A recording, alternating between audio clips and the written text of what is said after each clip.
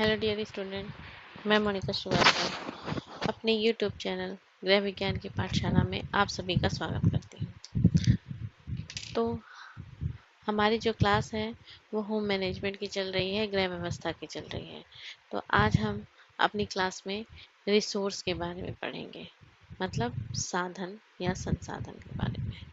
ठीक, तो साधन से क्या तात्पर्य है कि मतलब जो भी चीज़ें हमारे पास उपलब्ध हैं, ठीक है, उनका हम प्रयोग करके अपने कार्य को कैसे सफल बना सकते हैं। ठीक, और बिना उद्देश्य के संसाधन का कोई भी प्रयोग नहीं होता। ठीक है, अगर हमें संसाधन का प्रयोग करना है तो उसके लिए हमारे पास कोई मुख्य उद्देश्य होना चाहिए। ठीक, हमें हमारे उद्देश्यों तक पहुंचाने में जो है हेल्प करता है कौन? संसाधन। ठीक, संसाधन को हम कई तरह से समझ सकते हैं। ठीक है, जैसे हमारी वस्तु हो गई, कौशल गुण हो गया, व्यक्ति हो गए, संस्था हो गए, ये सभी हमारे क्या हैं? संसाधन है, जिनका हम इन सभी का हम क्या करते हैं?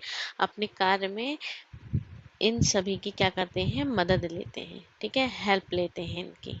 ठीक है, जिसकी सहायता से क्या होता है? हमारा जो कार्य है वो पूरा होता है, हम अपने उद्देश्य को प्राप्त कर लेते हैं। ठीक, तो आइए देखते हैं पारिवारिक संसाधन क्या होते हैं। ठीक, तो इसमें भी दो प्रकार के होते हैं। पहला है हमारा मानवीय संसाधन, दूसरा है अमानवीय संसाधन। ठीक, तो मानवीय संसाधन में क्या होता है कि हमारे अंदर जो कुछ भी होता है, ठीक है, प्रकृति के द्वारा हमारे अंदर जो भी कुछ होता है, जैसे कि हमारी अच्छाई, बुराई, ठीक है, हमारा ज्ञान, हमारा कौशल, ठीक है, हमारी ईमानदारी, हमारी सच्चाई, मतलब ये सारी चीज़ें क्या होती हैं? मानवीय संसाधन के अंतर्गत आती हैं। इसको कोई भी छू नहीं सकता है, ना ही इस चीज़ को हम एक दूसरे में बांट सकते हैं, ना ही कोई इसे चुरा सकता है। ठीक, और अमानवीय संसाधन क्या होते हैं? ठीक है, इसी को हम भौतिक संसाधन भी कहते हैं। ठीक है, इसमें क्या होता है?